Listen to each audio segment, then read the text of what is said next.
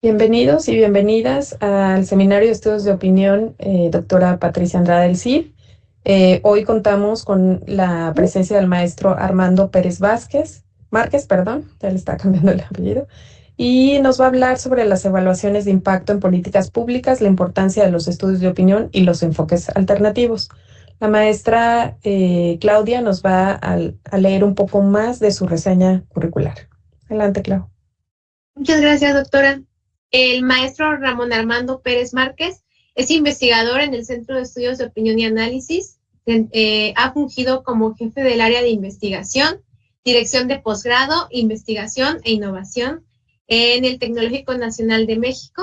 También ha sido jefe de oficina en la Dirección de Televisión Educativa de la Secretaría de Educación Pública, encargado de acuerdos, coordinación de comunicación social en el Instituto Politécnico Nacional, secretario particular del rector de la Universidad Veracruzana de 2004-2013. Su formación académica y experiencia enriquecen la línea generación y aplicación del conocimiento de la maestría en estudios de opinión. El papel del Estado en la economía, una visión alternativa en políticas públicas de la que forma parte. Muchísimas gracias y bueno, el micrófono es todo suyo. Maestro, adelante. Gracias. Muchas gracias. Bueno, como ya, buenas tardes a todos. Como ya fue comentado, el tema en esta ocasión que corresponde a esta exposición es evaluaciones de impacto en políticas públicas, la importancia de los estudios de opinión y los enfoques alternativos. De manera general, ha sido considerado un contenido con los puntos que aquí podemos leer y vamos a referirnos al desarrollo económico y desigualdad social, pobreza y movilidad sociales, y a la pertinencia de las políticas públicas, que son las políticas públicas, la evaluación de impacto y el enfoque contrafactual basado en los métodos experimental y cuasi experimental, la necesidad de un enfoque alternativo, la evaluación participativa, y pues una reflexión sobre la evaluación de impacto en las políticas y los programas públicos en México. Bien, concentración de la riqueza y desigualdad social en la población mundial. Bueno, partimos de aquí para establecer la importancia, el papel que tienen el proceso de políticas públicas, y derivar de ahí, dentro de lo que corresponde al enfoque de políticas públicas, la importancia estratégica, relevante de la evaluación y, de manera particular, la evaluación de impacto. En cuanto a este punto de la concentración de la riqueza y desigualdad social en la población mundial, pues un estudio recientemente elaborado por el Comité Extraordinario de Expertos Independientes sobre la Desigualdad Global, que fue solicitado por el grupo de los 20, pues nos revela para el periodo 2024 un dato pues sumamente alarmante. El 1% más rico del mundo capturó el 41% de toda la nueva riqueza, mientras que solo el 1% de esta riqueza fue a parar al 50% más pobre. Digamos, un cuadro donde podemos observar los extremos, ¿no?, de población y riqueza, que nos indican pues una concentración magnificada. El 1% más rico vio aumentar su riqueza una media de 1.3 millones de dólares, mientras que el resto más pobre obtiene una media de 585 dólares, ¿no? Para subrayar aún más esta extraordinaria diferencia. El 83% de los países, que representan el 90% de la población mundial, cumplen con la definición del Banco Mundial de alta desigualdad. Bueno, el grupo de los 20, los países que lo componen, lo referimos aquí. Un dato importante es que este conjunto de países representan, sus economías representan el 85% del Producto Interno Bruto mundial y el 75% del comercio mundial. Digo, para destacar la relevancia que tiene el que este organismo haya encargado este estudio, y bueno, aquí se anota la fuente, ¿no?, para constatar. Esta concentración de la riqueza equivale al 16% del Producto Interno Bruto global, el nivel más alto de la historia. En contraste, un 25% de la población mundial, 2.300 millones de personas, se enfrenta a una inseguridad alimentaria moderada o grave. Bueno, esto nos remite a una crisis de desigualdad, donde la característica sustantiva, esencial, determinante, es la alta concentración de la riqueza. Un punto de inflexión, los autores de este informe se refieren de esta manera a esta situación. El actual sistema económico no genera bienestar ni políticas públicas efectivas para la mayoría de la población. Aquí está el punto, ¿no? El informe propone la creación de un panel internacional sobre la desigualdad que oriente las políticas públicas. Este informe, el informe hasta aquí referido, fue elaborado por un comité de 6 expertos, presidido por el economista estadounidense y premio Nobel Joseph Stiglitz, y podemos consultarlo aquí en la referencia que se anota. Bien. Para el caso de las economías emergentes de Latinoamérica, digamos, lo que acabo de comentar se refiere a la economía mundial, a lo que, digamos, en el sistema económico mundial, en este momento es motivo de una alarma o de un señalamiento y de referirse a ello como una crisis de desigualdad, y lo que implica, y que esto tiene una implicación para las políticas públicas.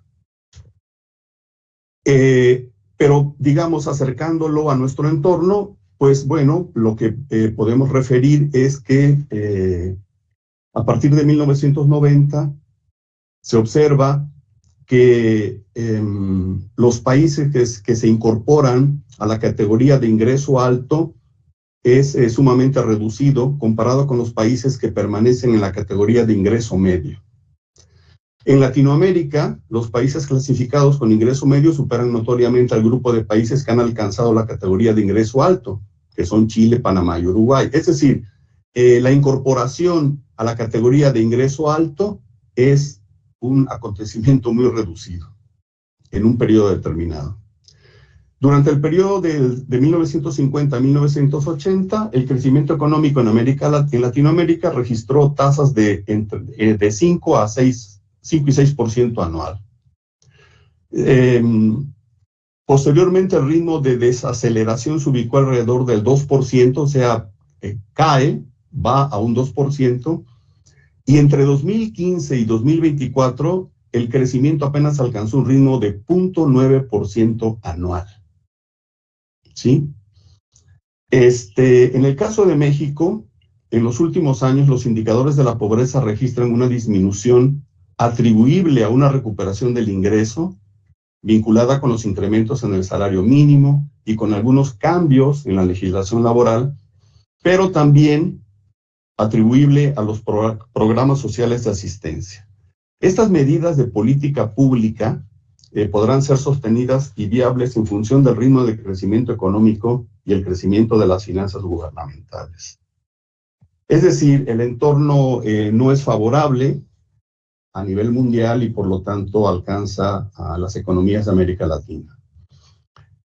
Para el caso de México, de manera ya específica, podemos referir carencias estructurales a pesar de esta disminución de la pobreza registrada, de los indicadores de pobreza, que tiene también que ver con de qué forma se calculan, pero hay carencias estructurales que tienen que ver con las condiciones de salud, las condiciones de educación, y que afectan a millones de personas en México.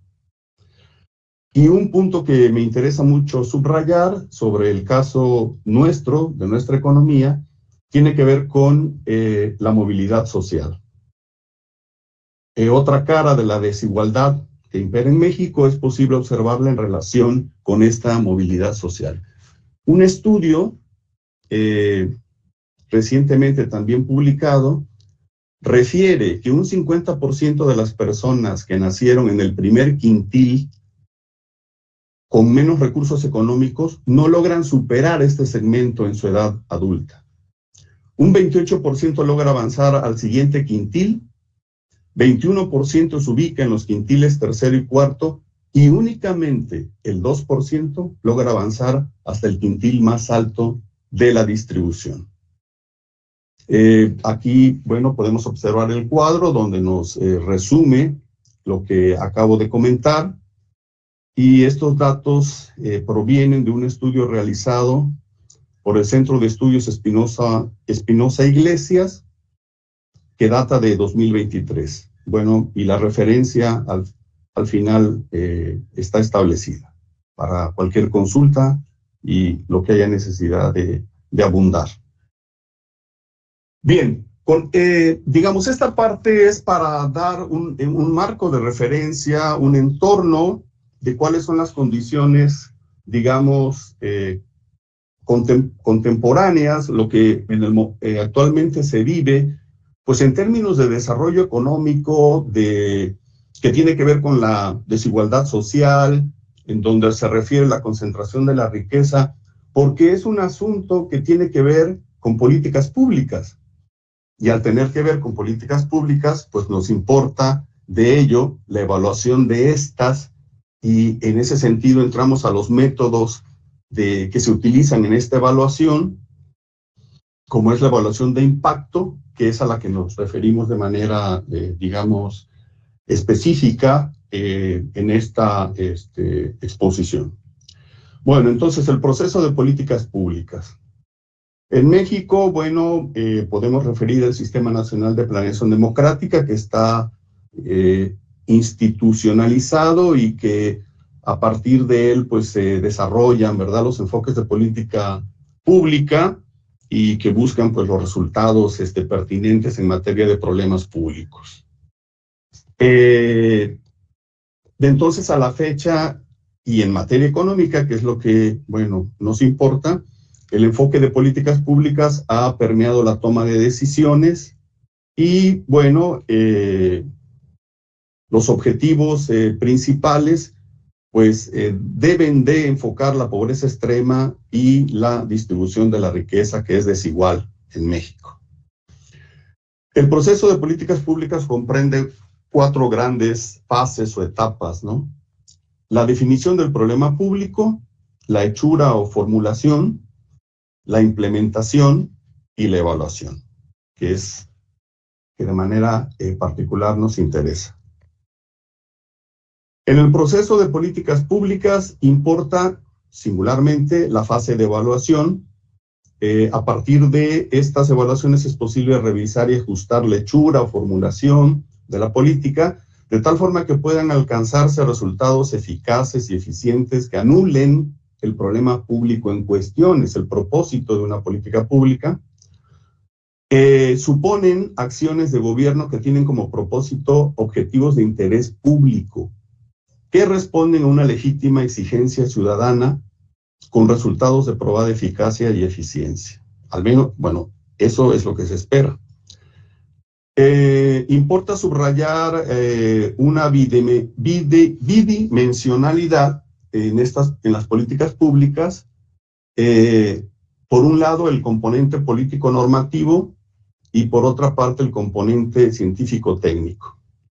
Es decir, en un caso se orientan a la realización de los objetivos de interés y beneficio social en un marco de prescripciones constitucionales y legales.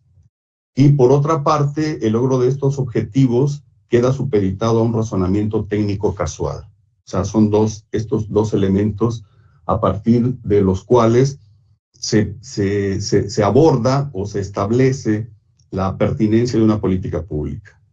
Uno es político normativo y el otro es científico técnico. Elementos de las políticas públicas. Bueno, acciones intencionales orientadas a concretar objetivos de valor para la sociedad. Resolver problemas considerados de interés público, eso es lo que las justifica, su pertinencia reside en eso. Acciones cuya intencionalidad y causalidad han sido definidas por el tipo de interlocución muy importante existente entre el gobierno y sectores de la ciudadanía. En su diseño eso importa o debería importar y que no sean solamente construcciones de escritorio. Acciones a emprender decididas por las autoridades públicas legítimas, ¿no? Por supuesto, ¿no? La legitimidad. Acciones realizadas por actores gubernamentales en asociación con actores sociales. Bueno, eso es algo idóneo y es hacia donde apuntan algunos de los enfoques alternativos que ahora están, digamos, tratando de tener una presencia más significativa en la construcción de políticas públicas. Acciones que configuran un patrón de comportamiento del gobierno y de la sociedad. Por supuesto, son los dos actores involucrados de manera directa y que debe ser con una vinculación muy fuerte. Las políticas públicas se distinguen porque integran un conjunto de acciones estructuradas, estables, sistemáticas, que representan el modo en que el gobierno realiza de manera permanente y estable las funciones públicas y atiende los problemas públicos. Un patrón de actuación. La estructura estable de sus acciones durante un periodo es lo específico y lo distintivo de este conjunto de acciones de gobierno. Las políticas públicas, entendidas como un proceso de solución de problemas públicos, se integran por estas operaciones. Definición del problema público, hechura o formulación, implementación y evaluación. Las consideraciones técnicas y las consideraciones políticas en el proceso de elaboración o ejecución de las políticas públicas han sido tanto un desafío teórico como el origen de fuertes discrepancias en la toma de decisiones. En un principio se consideró esencial y relevante el análisis técnico, o sea, la razón instrumental, por encima de las consideraciones políticas y las formas legales. Lo que comentábamos previo de la bidimensionalidad, estos dos factores, el que tradicionalmente ha imperado, ha sido, en un inicio, es la razón instrumental la que trató de ser impuesta o se ha tratado de que se imponga, por ejemplo, en la visión del Coneval. Ahora, desde la academia y desde algunas asociaciones y otros organismos que están involucrados en el tema de políticas públicas y su evaluación, pues se trata de que se tomen en cuenta consideraciones de índole político y que no sean única y mayoritariamente y abrumadoramente la razón instrumental basada en el análisis técnico.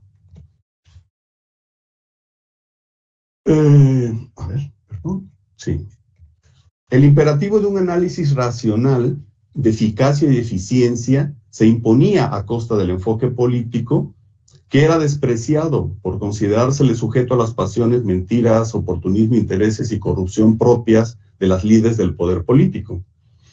Es un debate. No obstante, ha ganado terreno el enfoque de racionalidad limitada como método de análisis y decisión que se complementa con los criterios de la racionalidad estricta en la medida que ésta garantiza una posición responsable frente a los problemas sociales crónicos que han imperado en el tiempo. Eso es, digamos, lo que le da relevancia a una racionalidad limitada, es decir, que de alguna manera acerque parte del enfoque político porque importa tener una posición responsable frente a problemas sociales crónicos, como la profunda desigualdad social derivada de una concentración de la riqueza desmedida. Se ha fortalecido el perfil del gobernante responsable y capaz que procede en forma racional al momento de elaborar sus políticas, sin ceder a inercias decisorias, a arreglos políticos injustificables y a las rutinas del aparato administrativo. Tipos de evaluación. Las evaluaciones tratan de seguir el ciclo de la política pública. En ese sentido, tenemos evaluaciones de diseño, existen, evaluaciones de procesos de implementación, evaluaciones de resultados, que miran solo indicadores, y evaluaciones de impacto. Bueno, métodos y técnicas de evaluación. Digamos, hasta aquí el entorno que tiene que ver con las condiciones de bienestar de la población en el mundo, en Latinoamérica, México, y el vínculo o la relación que tiene esto con las políticas públicas, en la medida en que la esencia de una política pública o su pertinencia tiene que ver con el bienestar de la población, con el interés público. Bueno, eso es, digamos, lo que aterrizamos hasta este punto. Pero ahora hay, para acercarnos más a lo que nos interesa de manera esencial en esta charla, pues debemos tratar sobre los métodos y técnicas de evaluación. El debate sobre el método. Pues la evaluación de políticas públicas consiste en poner a prueba si una política o programa de acción determinados han sido o no capaces de provocar los efectos esperados. Si la política ha sido su única causa, descartando impactos atribuibles a otras posibles variables. Bien, experimentación y métodos cuantitativos. Digamos, ¿qué se usa? Un experimento social requiere construir un estado contrafactual que estime lo que habría ocurrido de no haberse realizado la intervención en cuestión. Se necesita diseñar la investigación evaluativa desde antes de dar inicio a las acciones o programas en consideración. Aquí lo que importa es una política pública, un programa específico, tiene el propósito de incidir sobre un problema de índole social. Entonces, el método, el método cuantitativo más socorrido, que es que utiliza el enfoque contrafactual, pues parte de comparar dos momentos, uno de inicio y uno de conclusión, habiendo sido aplicado el programa o la política, y es lo que se conoce como contrafactual. Se trabaja con dos grupos que son constituidos mediante un procedimiento aleatorio, estadístico, al azar, como aquí menciona. Uno de estos grupos, el denominado grupo caso o de tratamiento, pues es el grupo al que se aplica el programa o el programa específicamente, ¿no? Como parte de una política pública. Y el otro grupo, que se denomina grupo de control o testigo. Como ya comenté, aquí tiene que haber mediciones, una medición inicial y una medición final en ambos grupos.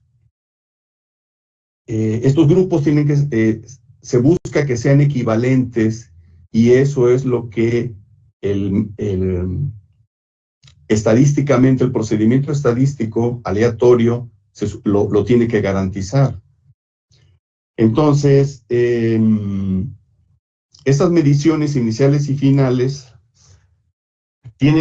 van a permitir identificar la causa, ¿sí? Aquello que ha sido resultado de la aplicación del programa. En un caso, en el grupo de tratamiento, el programa es llevado a cabo. En el otro caso, en el otro grupo, ese programa no tiene nada que ver. ¿Qué se busca con esto? Lo que se busca con esto es determinar que el programa, los cambios encontrados del problema de que se trate son atribuibles a la acción del programa, de la política aplicada. Eso es lo que se busca con este método cuantitativo basado en el enfoque contrafactual. Ahora, el método experimental es, digamos, un poco restrictivo para la construcción, por ejemplo, de estos grupos, ¿sí? Entonces, eso lleva a que se recurra a lo que se conoce como método cuasi experimental, en el que hay digamos, una flexibilidad en la construcción de estos grupos que se van a utilizar en el procedimiento. Es decir, si no se pueden determinar basándose en un proceso aleatorio, entonces se recurre a un procedimiento alternativo y entonces este método es el que se conoce como cuasi experimental, ¿sí? Se acepta que los grupos se constituyan en la forma más parecida posible, o sea, no aleatoriamente, renunciando a la equivalencia fundada en la selección aleatoria. Esa es la diferencia. En el experimental, que es el óptimo, la construcción de estos grupos, su formación, va a responder a un procedimiento aleatorio, el azar estadístico, ¿no?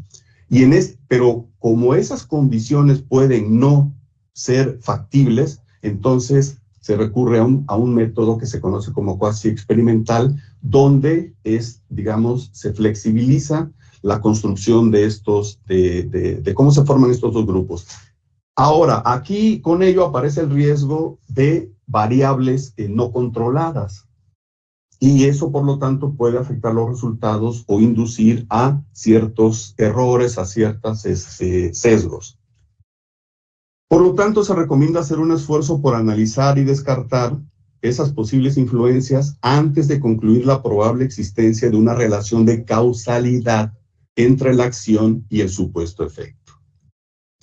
A menudo, tampoco el método anterior es factible de ser aplicado, ya sea porque no contamos ni siquiera con grupo testigo no equivalente, por lo que no es posible comparar resultados, o porque carecemos de información previa al inicio de la acción, o sea, la línea base a evaluar, por lo que no es posible analizar evoluciones antes-después, o sea, datos de inicio y datos al final, cuando ha sido ya aplicado el programa.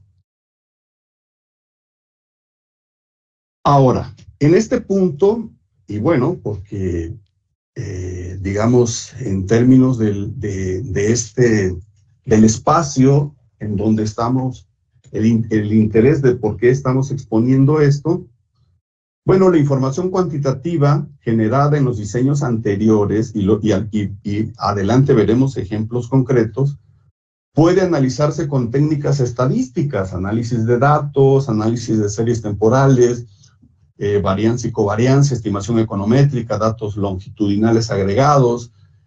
También se permite dar tratamiento cuantitativo a la aplicación de encuestas de opinión, otro de los instrumentos de evaluación de resultados más empleados, tanto en el método cuantitativo como en el cualitativo, como veremos más adelante. La medición cuantitativa de resultados e impactos no constituye una forma óptima de identificar la efectividad de las políticas y tomar decisiones sobre su finalización o continuación con o sin modificaciones. Limitarse al paradigma experimental que acabamos de referir, querer imponerlo como criterio fundamental de cientificidad conduce al empobrecimiento del campo de análisis. En el análisis de las políticas públicas, los métodos cuantitativos no son siempre usados con la neutralidad que aquí han sido expuestos, sino que a menudo son manipulados para justificar y legitimar decisiones adoptadas con base en otros intereses. Aquí me importa sí referir que esta es una opinión de una especialista en evaluación de impacto, que es la doctora Cardoso. Aquí dejo la referencia para cualquier cotejo y abundar sobre sus análisis la opinión que ella tiene. Esto es muy, muy propio de esta autora, ¿no? ¿Por qué? Porque lo vamos a ver también ahorita, está la postura de Coneval, que es lo que hemos conocido en evaluaciones de impacto de 2006 hasta diciembre de 2024, que fue cancelado el Consejo, y claro que se sustenta en lo experimental, se sustenta en los métodos, en los dos métodos que hemos referido, y es absolutamente, pues, es cuantitativo. Aquí lo que hay es una opinión en el sentido de que eso es necesario, pero no suficiente. Si queremos determinar si una política pública, por medio de una evaluación de impacto, está teniendo los resultados que se espera que tenga en términos de eficacia y eficiencia, en términos de un beneficio para la población. Bien. Aquí vamos a tratar de ver brevemente un muy sencillo ejemplo. El procedimiento en el diseño del contrafactual implica qué hubiera pasado si no se hubiera hecho el programa, cómo estaríamos a comparar lo que tenemos contra eso, por medio de grupos de preferencia aleatorios.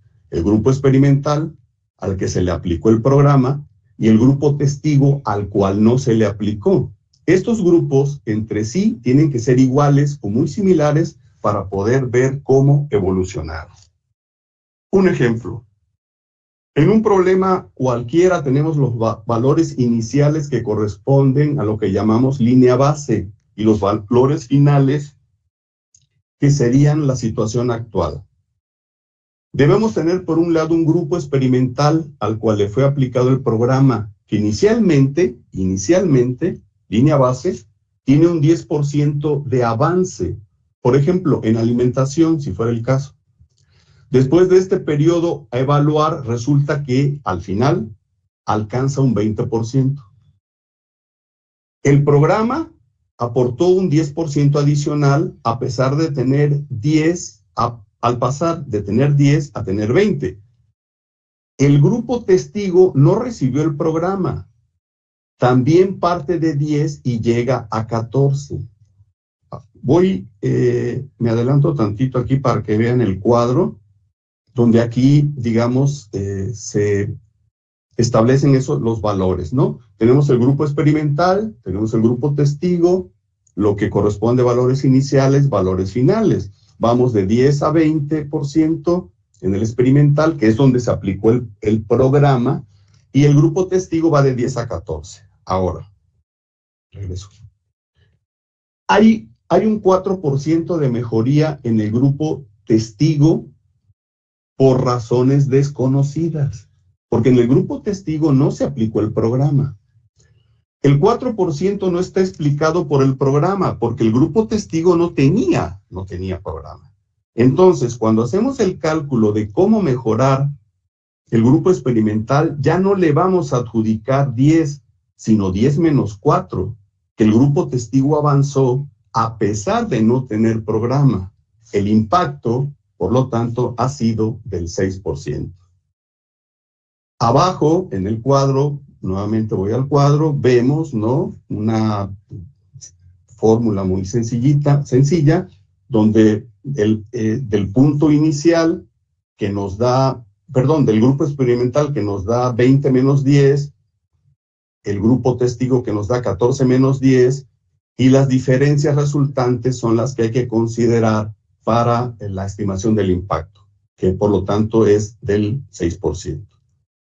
Entonces, digamos, de una manera muy general, es la aplicación del enfoque contrafactual en esta parte de método que puede ser experimental o cuasi experimental, y eso lo que significa es cómo se constituyen estos grupos que se comparan, el grupo experimental y el grupo testigo.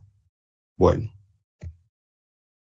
ahora bien, desde el punto de vista del Coneval, las evaluaciones de impacto permiten identificar el valor público de las intervenciones al estimar el efecto que tienen en la población atendida. Esta es la postura oficial que el Coneval tuvo. que bueno, ya no existe, ¿no? Desde diciembre, pero tuvo una contribución sustantiva.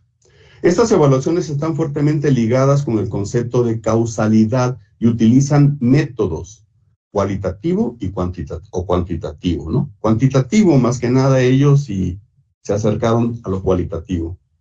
Las evaluaciones de impacto funcionan como parte de un esfuerzo más amplio por mejorar la toma de decisiones basada en evidencia. Eso es muy de lo que fue el enfoque de Coneval y que viene de organismos multilaterales, Banco Mundial, la ONU, Banco Interamericano de Desarrollo. Las evaluaciones de impacto son producto de procesos complejos que requieren múltiples factores para su realización. Deben reunir la información pertinente sobre el programa, la población beneficiaria, indicadores de resultados esperados, con el fin de atribuir un impacto a determinada intervención, controlando variables que no estén directamente relacionadas con el programa para poder tener el efecto neto.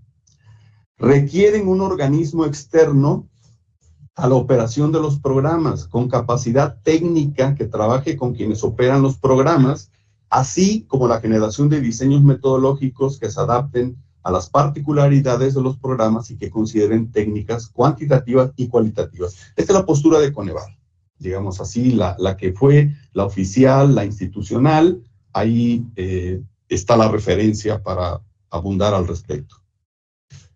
Ahora bien, derivado de esto que la doctora Cardoso, bueno, ya señala, bueno, vamos a ir un poquito a los enfoques, a qué nos referimos con los enfoques alternativos, y bueno, concretamente es el método cualitativo, en este caso, no los métodos cualitativos. Los métodos estrictamente cualitativos han surgido, en su mayoría, de la crítica a un enfoque cuantitativo que supone la existencia de rasgos universales y regularidades. Los métodos cualitativos enfatizan el análisis de las diferencias, el estudio de lo individual, de sus motivos, significados y emociones, de las dimensiones sociales, culturales y políticas en que se desarrollan, así como de la vida de los grupos en sociedad, de sus acciones e interrelaciones. Los tipos más utilizados en evaluación son, pues, entrevista semiestructurada y grupo focal, análisis de textos o del discurso, estudios de caso.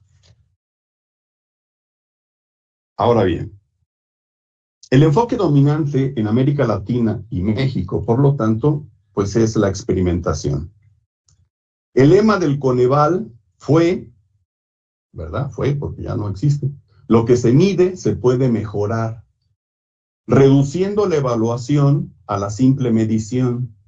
Sin embargo, toda evaluación debe tener datos, análisis, interpretación, valoración, conclusiones y recomendaciones.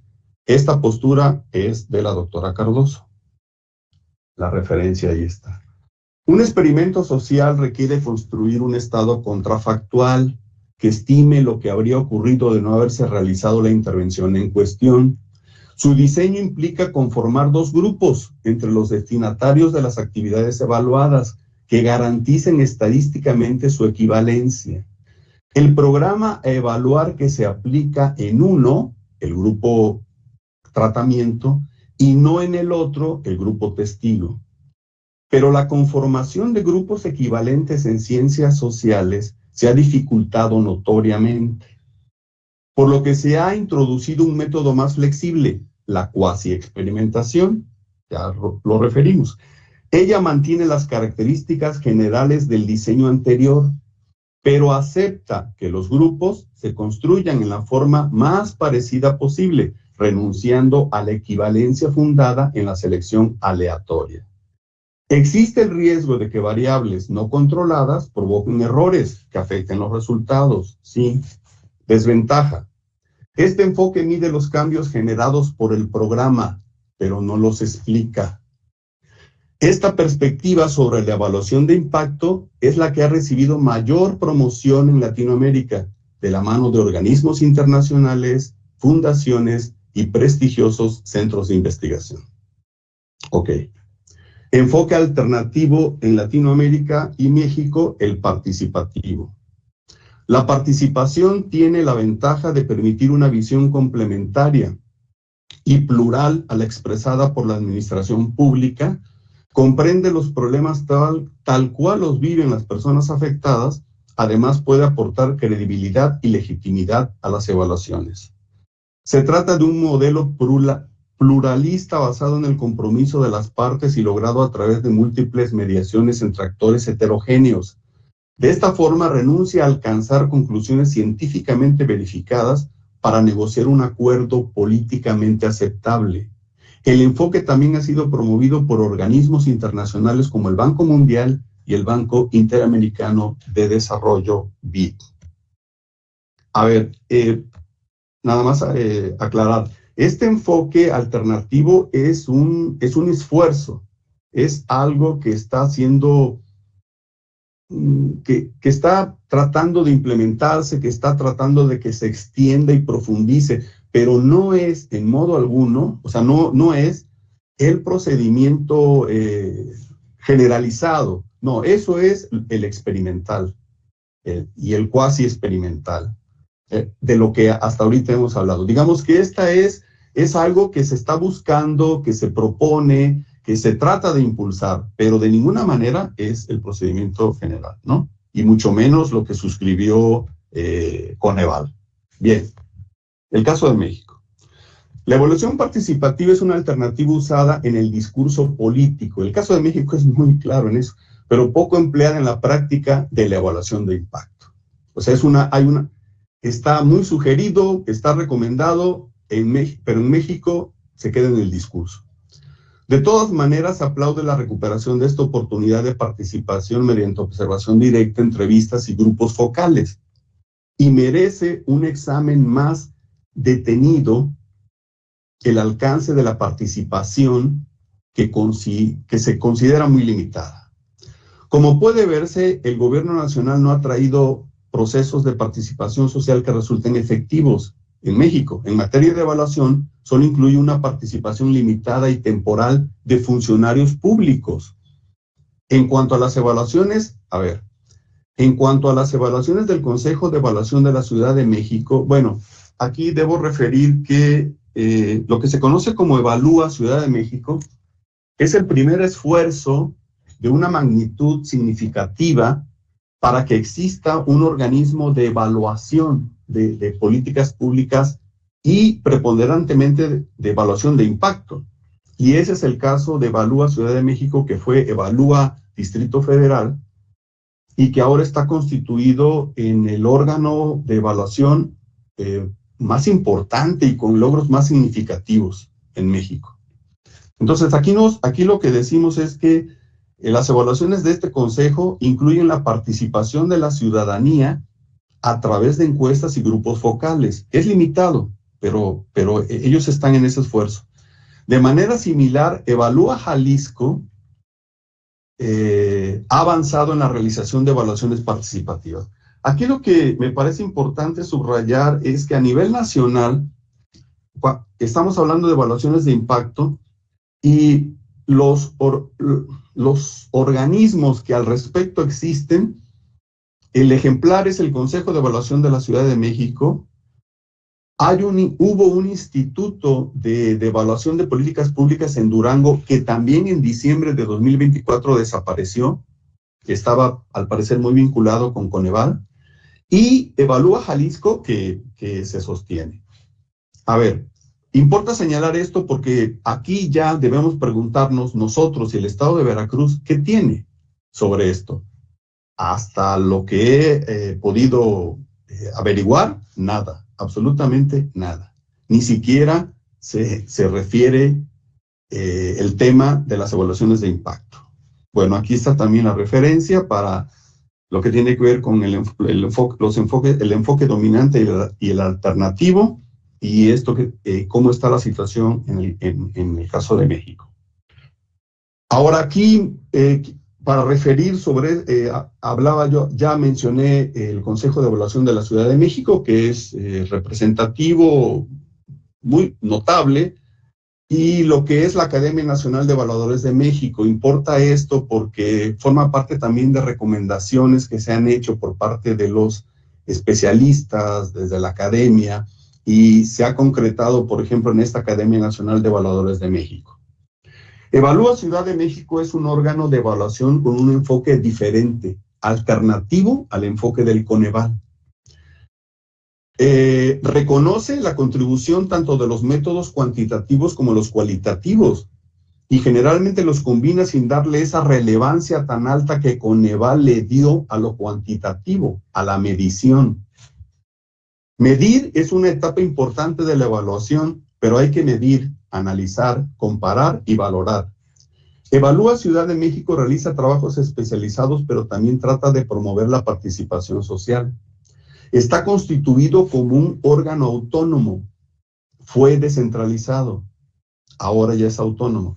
Su autonomía permite mecanismos que fortalecen el carácter vinculatorio de las recomendaciones, que es una diferencia importante respecto al Coneval. Incorpora en su programa la evaluación de políticas y programas de desarrollo económico, así como seguridad, medio ambiente y desarrollo económico y social a nivel urbano y rural. Coneval lo que evaluaba era programas de desarrollo social y llegó a lo sumo a desarrollo rural. El Instituto de Evaluación, a este me referí, el Instituto de Evaluación de Políticas Públicas del Estado de Durango, que concluyó en 2024.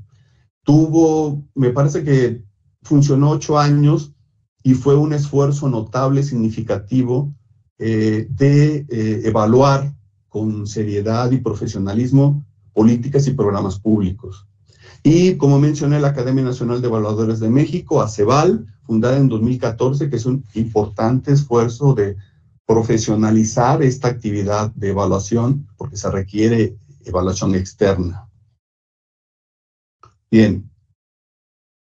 Bueno, este es un ejemplo. La evaluación de impacto permite medir los efectos atribuibles a la intervención de un programa público sobre su población beneficiaria. Este tipo de evaluación contribuye a mejorar la efectividad de los programas mediante el ajuste o rediseño de los mismos a partir de la evidencia obtenida, además de proporcionar información para definir si los programas son costo efectivos. Este documento contiene 3 ejemplos de cómo es posible hacer uso de la información pública para llevar a cabo evaluaciones de impacto recurriendo a diferentes metodologías de tipo cuasi experimental. En este caso, la Encuesta Nacional sobre Niveles de Vida de los Hogares, del INEGI. Es decir, aquí se trata de una evaluación a partir de información, de datos que ya existen. En este caso, pues es una encuesta que es bastante, reconocida. Aquí, bueno, está el documento y en las referencias está donde se puede consultar, ¿no? Es un ejemplo, pero de este tipo, de que tiene que ver con haciendo uso de datos, de información pública existente y a partir de ella, proceder con la evaluación de impacto.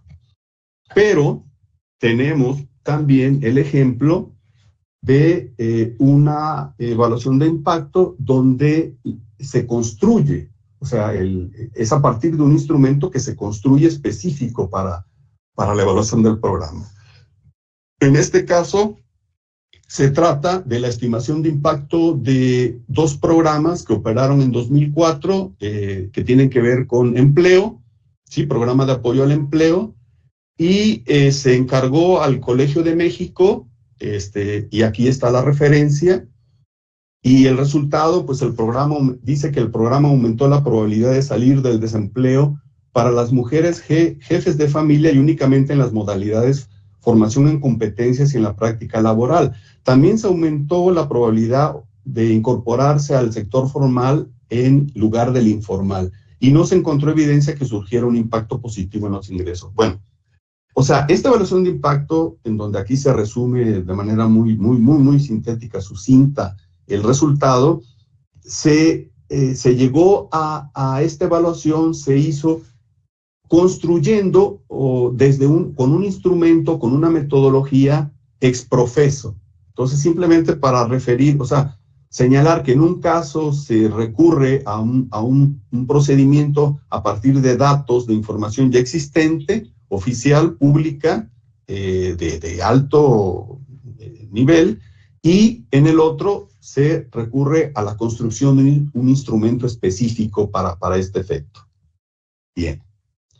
Bueno, pues hasta aquí, de manera, lo que tengo yo que comentar al respecto. Solo quiero cerrar con un comentario. La evaluación de impacto es altamente significativa, relevante, importante en el contexto de las políticas públicas.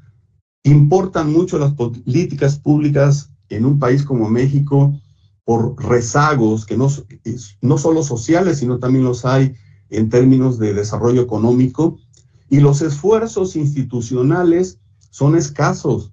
El más notable es el de Evalúa de Ciudad de México, que tiene ya pues varios años funcionando, y que tiene evaluaciones que son una contribución significativa. Y los otros ejemplos, pues es el de Durango, que desafortunadamente fue cancelado, y Evalúa Jalisco, que sigue existiendo. Bueno, ¿qué cabe señalar en este punto? Pues lo que cabe señalar es que las instituciones de educación superior pueden tener en este terreno una contribución sustantiva, significativa. Aquí habría que pensar un poco en términos de analizar y ver hasta qué tanto podemos discernir sobre esto y encontrar, pues, qué situación guarda el estado de Veracruz respecto a esto, ¿no? Digo, de manera de bote pronto, como decimos o se dice, a mí lo que me parece es que en el estado de Veracruz la evaluación a lo sumo se reduce a las cuestiones presupuestales, a los indicadores, digamos, muy básicos, indicadores muy básicos, ¿no? Pero que están relacionados con el presupuesto. Es decir, el programa sectorial, por ejemplo, tiene tal cantidad de dinero que fue autorizada. Bueno, y se ejerció, sí se ejerció, y la cuenta pública me refiere que no hubo ningún problema con eso y que se gastó todo el dinero, y bien, muy bien, eso está muy bien, solo que eso no es evaluación de impacto. O sea, las políticas públicas no solo importa diseñarlas, ejecutarlas, llevarlas a cabo y que haya ciertos indicadores, sino que es necesario que sepamos si están resolviendo el problema público que es de importancia para la sociedad y para el bienestar de la población. Y eso es lo que permite la evaluación de impacto. Y en Veracruz, al parecer, lo creo, no se está haciendo.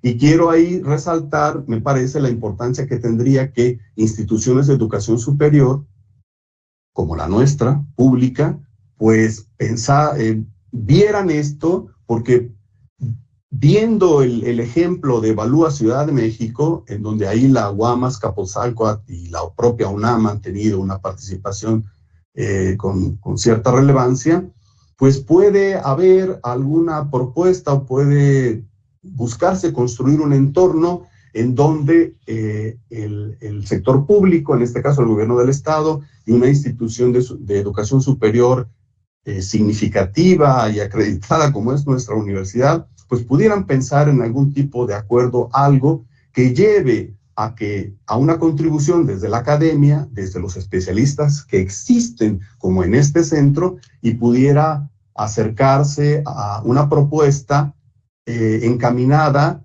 a que emulemos estos esfuerzos que a nivel nacional nos han puesto Evalúa Ciudad de México, Durango y Jalisco. Bueno, pues esto es todo. Y bueno, hasta aquí llega mi exposición. Al final están las referencias, y pues para cualquier duda o pregunta estoy a la orden. Muchísimas gracias. Abrimos esta sección